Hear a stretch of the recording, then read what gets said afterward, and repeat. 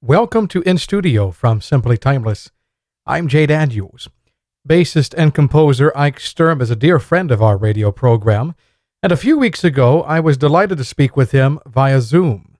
During the conversation, we chatted about the impact of our faith, as well as the many changes brought upon by the coronavirus outbreak. Not all of those changes are bad. In fact, this season brought Ike's family together for their very first musical concert. Recently, you did something for the very first time, and you brought your family together there at home for your very first performance together for Jazz from Our Living Rooms, a digital concert series that happened in early April. How did that go for you, Ike? Well, it went great. We were lucky. Our daughters jumped in and had a really good attitude about it, and it was a little nerve-wracking, to be honest, because when I first heard about this opportunity, my friend called me about it and said, "We'd love to have this series. I'd love to have you play for this series that benefits musicians, and it's all stuff that we love and that we're honestly grateful to be a part of. These days, anything you can do to help any musician is like feels like a blessing." And but as it builds, we hear about this series and all these heroes of ours, Chick Corea and Christian McBride and Bill Frisell and all these incredible artists that are playing as part of this series. And we thought, boy, we really have to get our act together and get some music together for it. But our daughters, my older daughter Annabelle is 14 and has been playing cello for a long time. My younger daughter just started playing the flute. So the reason we hadn't really ever done this before is because we've certainly been a part of a million musical situations at church and in the house, holidays, singing together and stuff. But in terms of like actually getting all together and playing, we've really never had an opportunity to do it. And so when this came up, I thought, what a cool opportunity to try to do something all together. And for me, some stuff came back to me from my own childhood, because my dad was a great musician and composer, and he did sort of a family homegrown concert with my friends and I when we were about 8 years old, and wrote a setting of Simple Gifts. And so as soon as I heard about this opportunity to play, we only had about a week of heads up, and I thought, I got to write an arrangement of Simple Gifts. We actually couldn't find, we haven't been able to locate the music, the notation that my dad had written out. We have an old cassette tape of it, and but I thought how meaningful to be able to try to do a next generation version of that for my girls. And so we did, and I was so proud of my daughter Kendall for learning it on their flute. And but we're doing a live broadcast from your living room is about what it sounds like. You got to figure out all the technical pieces of it and make sure it's all up and running. But when we got to it, we really had a good time, and I was really proud of my girls for how they pulled together. Do you think that the Sturm family of performers will be hitting the road anytime soon? Well, we joked because there was actually a nice plug and an ad about the concert series in Rolling Stone, like the day before we played. And I teased because my younger daughter is such a character and is so funny and pretty natural performer. And so literally her first gig ever, I'll be able to joke with her when she gets older. The first gig she ever played was, had a little plug in Rolling Stone, That's setting the standard pretty high, Ike, That's pretty funny. So, but it was a good experience. The funniest part of it was I wrote this tune called Family that I had written for my dad years ago, and we played it all together. Actually, my wife and I played it together, and it's emotionally a pretty heavy point in the program for us. We were all like, my wife was, fighting back tears as she's trying to sing these words. But as this is happening, my daughters are over playing on the couch and, doing all sorts of gestures to each other and just having a good time and not knowing that it completely wrecks your concentration, And so we had a kind of a funny moment just laughing about that, about how I think in this time, everyone's dealing with so many different emotions, and so you've got somebody laughing over in the corner and somebody else is crying, and you're just fighting back goosebumps, and there's a lot happening simultaneously. So it was kind of an interesting metaphor for where things are right now. And I want to think about the title of that song, Simple Gifts. This gift of music that you have given to your family, to your children, was something that your dad and others gave to you when you were growing up.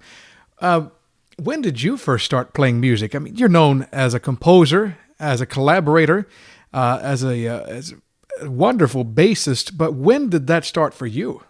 It's hard, probably before I was born. I mean, my dad was a euphonium and trombone player, and his dad was in the Chicago Symphony. He was a cellist, and there's a lot of history that goes back in the Sturm family. My mom was a percussionist, and my grandma's an opera singer, and so there's just all these threads and roots that go back a long ways. So my dad tells me a funny story about how when I was really little, he would he'd put Earth, Wind and Fire on or something, and he would like drum with my arms, and I would be completely relaxed, just playing along, and he doing all the fills and stuff. And so I think there was a lot of music seeping in, and I got to go hear Art Blakey when I was just a little kid and go hear him live, and all these things that you wish every kid would get to do, and getting to meet Dizzy Gillespie and Clark Terry, and I remember Diane Reeves coming over and having dinner at our house when I was a kid, and it's like, oh, who's this lady coming over to our house? And when you grow up, you go, wow, that was pretty cool. Yeah. And so there were tons of like cool musical experiences that happened all growing up, and but when I was about 9, my dad I actually started playing cello standing up because my school didn't have a bass. And so I tuned a cello like in fourths, like a bass, and stood up with it because I was about that size. And my dad said, well, you're going to play bass because you'll always have a gig. That's right. And so far, at least until right now, that's been true. We've had gigs canceled for the foreseeable future, of course, but yeah, he started me off really early, and I eventually played some tuba and switched over to bass when my school was able to get one. So, so it's been over 30 years now. So feels like yesterday, doesn't it? It does. So you and your family have gone on quite the musical journey. You have worked with a number of talented artists, but now life for you is based in the New York area. You live just north of the city, but a lot of your work is based at St. Peter's Church, and you help to lead a long-time tradition at St. Peter's known as the Jazz Vespers on Sunday evenings. But it started many years before you came. For those who may not have heard the term Jazz Vespers, would you tell us what that entails, and also how that tradition has been present at St. Peter's? There's such a deep history. I mean, I've been there over 15 years now at St. Peter's, and I constantly am learning new things about the tradition and elements of history that have taken place there. And when I came on, I was really an assistant to Pastor Dale Lind, who was fondly known as the jazz pastor. And Dale was there actually for 40 years, and actually was there for John Coltrane's memorial that happened at St. Peter's. And I've seen pictures of outside in front of the old church that had Dale's name there. And Dale actually took over for John Garcia Gensel, who is a really beloved pastor, and it's really credited and seen as starting the jazz ministry at St. Peter's, and for kind of having the vision of this alternative ministry. He actually was a naval chaplain and came up in this time where they were trying some different things with ministry and really stretching out, reaching out to different people. And so when he came to New York, he befriended Duke Ellington and a lot of incredible musicians, and really saw a need for pastoral care. He'd go to the clubs late at night, hang out till 4 a.m. and talk with people and really be their pastor. And at a certain point, he realized, I really need to respond to these people, and I don't know that I can show up at 9 a.m. if I'm up till 5 o'clock talking with these people. And so he actually made a formal proposal to the church to start an evening jazz vespers, and the church had the foresight and vision to grant him that request, and he just really put his life and heart into that for his entire life and his entire career. And I constantly meet people now that are older that just said, come up to me and said, "Oh, I was friends with Pastor Gensel. I knew Pastor Gensel, and now Pastor Lind." And so Pastor Dale Lind, I unfortunately never met Pastor Gensel. He passed away in the 90s, but Pastor Lind has really was a bartender. Had his own place called Preacher's Cafe, and owned the Bitter End, and lived up above there for many years. And so Dale has all these incredible stories of just being a bartender, and has that way of listening where he would do anything for you. And he's still a lifelong friend for me now. He's in his 80s, and we still talk a lot. And so he's passed on all these incredible stories about the history at St. Peter's. And essentially we have traditional Vespers, where we have the elements of Vespers, a psalm, some reading, some prayers, and music. And that could take a lot of different forms. It might be, a blues service. It might be a service of standards. It might be original music. When Pastor Lind retired, I wrote a jazz mass for strings and choir, and a band of soloists, and so we did that to honor him, and we'll do that every so often at St. Peter's, and have gotten to do that all over the world since then. That was about 10 years ago. And so the Vespers is constantly growing. We have this amazing community of people that come together from all walks of life and different faith backgrounds. And it's a really open environment that allows us to praise God in a little different way. The thing that I like most is that you maintain the structure of the liturgy. There's a certain... It is amazing how there are some people who say you must keep the music as it always has been. It has to be this way. And I had the pleasure, just before we were all stuck at home for several weeks, I had the pleasure to come visit. Unfortunately, you were out of town when I was there, but I went to Jazz Vespers on a Sunday evening, and it was my first experience doing something like that. And I forget who it was. There was a trio, 3 gentlemen were there, and they had written original music. And for me, and I don't know how this affects you, but for me, listening to those pieces, and these were wordless melodies, just instrumental improvisation, being able to hear this, it helped to draw me in closer to that experience of deepening my faith through worship. It was very calming. It was very meditative. And there were also the points where there was the sung psalm. You have a great vocalist, Catherine Russell, Grammy-nominated artist and a friend of both of ours, who helped to provide some of the vocal accompaniment for that night. And it's interesting. I think in our faith, we all practiced it differently. We come at it in different ways. But the thing that I noticed, especially about the Jazz Vespers, people who are not members of St. Peter's, who may have never come to church before, this is a way to open the doors and say, let's experience this together through the vessel of music. Is that kind of what you feel about that program as well? It is. That's a beautiful description of it. I think there's something so communal and something so inviting and open about music. And I think so many people are leaning on music in this time to sort of feel connected and sort of give us a mechanism to express the way that we feel about each other, the way that we approach the divine, the way that we relate to God. And I think the St. Peter's has this interesting mix of a set liturgy that is ancient, that also allows flexibility for someone like Catherine Russell to come in and breathe life into it in her own way, in a way that speaks to our modern time. So there's this kind of interesting connection of like a deep connection to the infinite, or something that is far beyond where we are, and at the same time rooted in the moment.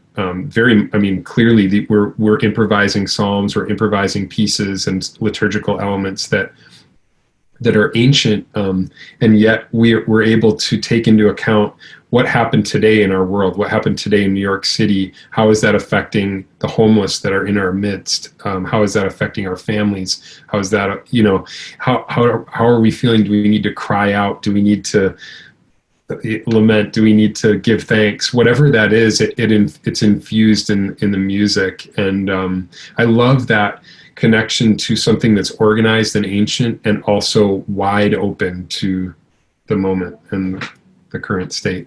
You spoke of the many years of tradition that preceded your time at St. Peter's. How have you taken the work that was done by the previous pastors? How have you taken their work and continued that in the years since?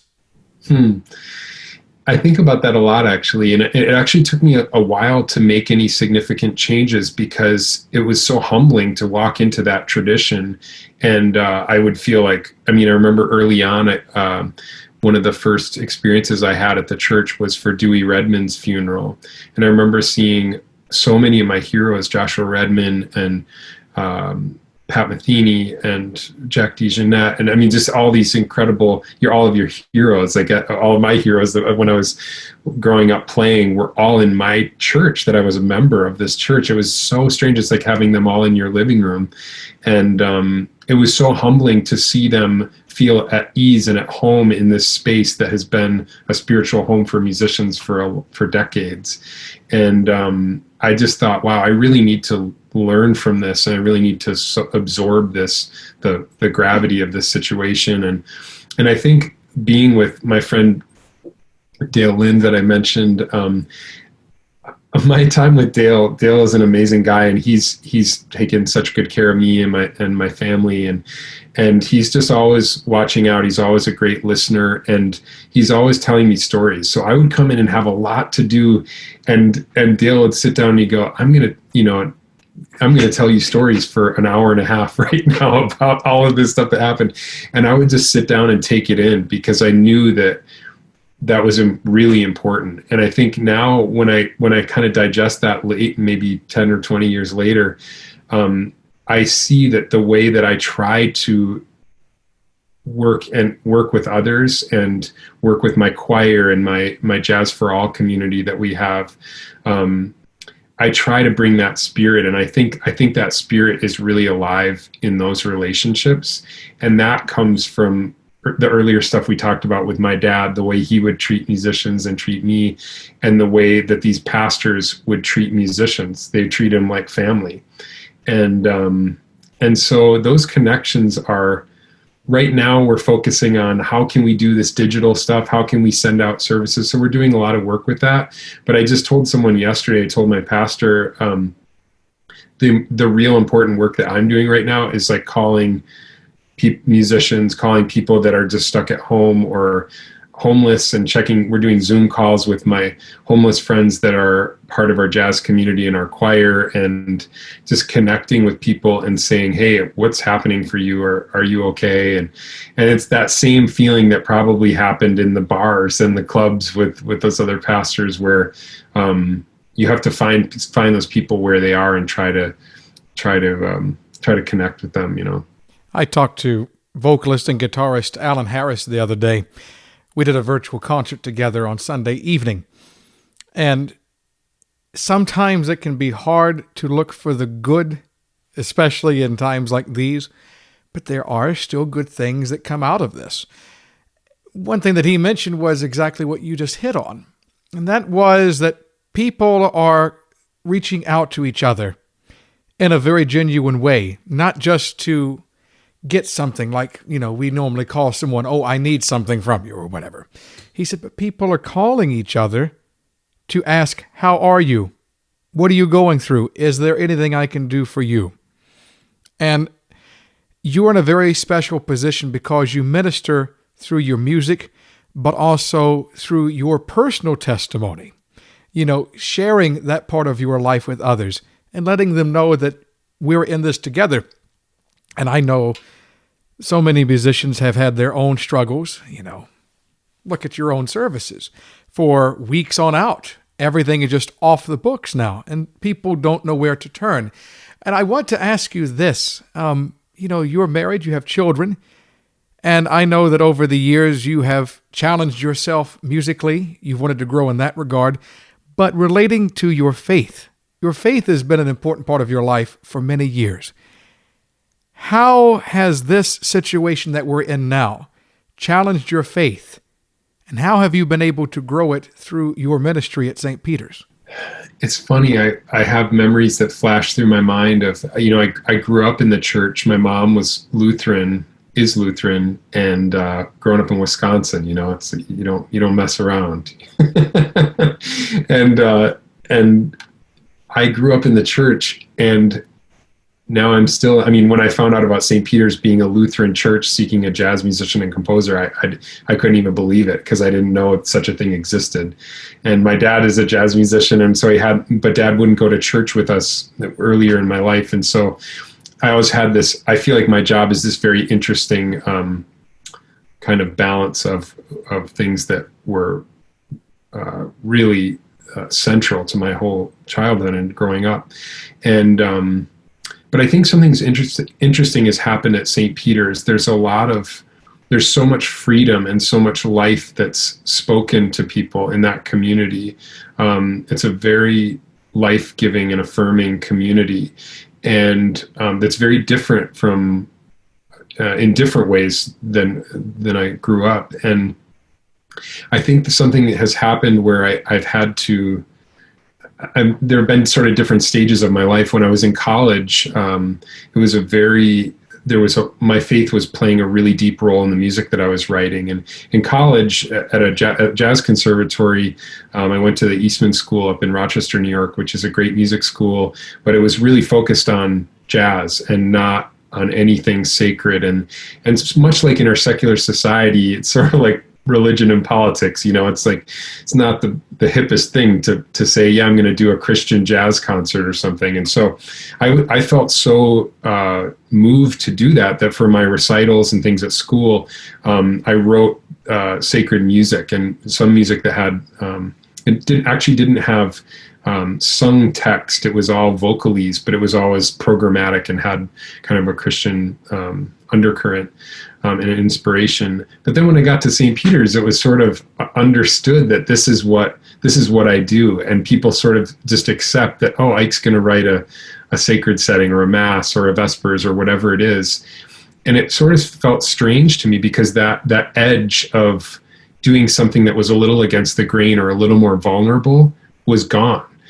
And I think that I've had to sort of rediscover where that edge is for myself, and where we find our freedom in God, and how we accept the gifts that we're given. And boy, I wish I could give you a really clean, curated answer to that question, but I very much feel like I'm in the middle of God's plan somewhere. I don't know what the ultimate plan is for me, but I'm seeking a way to glorify God through the music that I write and the relationships that I have. And I'm thinking a lot about that right now, especially in this time where we have a little more freedom and a little more time. I'm trying to take advantage of that with my family, and think about, how does this feed our faith in a time of being a little more reflective? And so I'm interested I don't know what the ultimate answer to that is, but I'm interested to see where that journey takes me in the next few months. And maybe we won't have the answer for several months. What is it someone told me? It was Cecile McLaurin-Salvant. I talked to her a couple years ago when she put out an album. And she said something to me that just struck me as very profound. She says, when you're in the middle of a situation like an historic moment in your history, she says, you may not fully understand what you're going through, the reasons for it, or the ramifications. She says, but when you are out of that, and when you move further down the path and you look back and you see it for what it was, as in its entirety, she says, that's when you better understand it. She says, I think that's why history books often paint such a wonderful picture of the past, because we understand it better. Maybe we'll all be able to do that, Ike, A lot of people have so many questions, and I wish that we had the answers. But is there something that you would say to lay persons, but also musicians who have lost hope, who don't know where to turn, whose faith has been shaken and broken to pieces? Would you have something to say to them that might offer us all a bit of encouragement? the first thing that pops into my head is just wanting people to know that they're loved. And I think when I reach out to my friends, I like how you framed the idea earlier, that when we reach out to people in this context, there's no ulterior motive. It's literally just as soon as they pick up the phone, they know this person cares about me. And if I'm having a hard time, maybe it's not as bad as I felt like 5 minutes ago, because this person is reaching out to me, and out of all the people they can communicate with, I matter to them, And I think that, to me, it just speaks to how God treats us all the time. It's easy to feel alone. It's easy to feel like we're isolated, or that we're not deserving of love. But as my pastor reminds me, your children didn't have to do anything to deserve your love. You just love them. And that's how I feel about my friends too, is that I love them, and I want them to know that. And so I think that's my goal in this time, is to help as many people as possible. The relationships I've sort of been given and charged with caring for, I want them to know that. As we wind down, would you offer an invitation to people, how they can find out more information about you, but also how they might become involved in your music ministries there at St. Peter's? Yeah, that would be wonderful. Well, for any visitors, we're at St. Peter's, other than in a time like this, we're there every Sunday night at 6 o'clock, and it's at 54th and Lexington under the Citigroup building.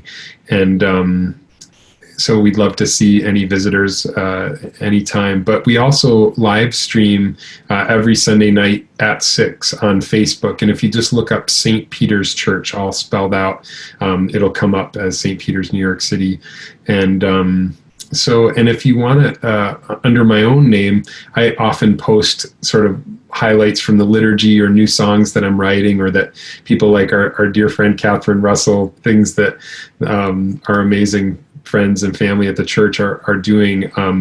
My own social media, if you just look up Ike Sturm, it's IKESTURM, and I'm on Instagram and Facebook, and my own website under the same name. So it's not too hard to find us. Our thanks to Ike Sturm for sitting down with us for a special in-studio interview. We are truly grateful for his support of our work and wish him and his family all the best in the weeks ahead. Until we meet again, I'm Jay Daniels. Thanks for listening to In Studio from Simply Timeless.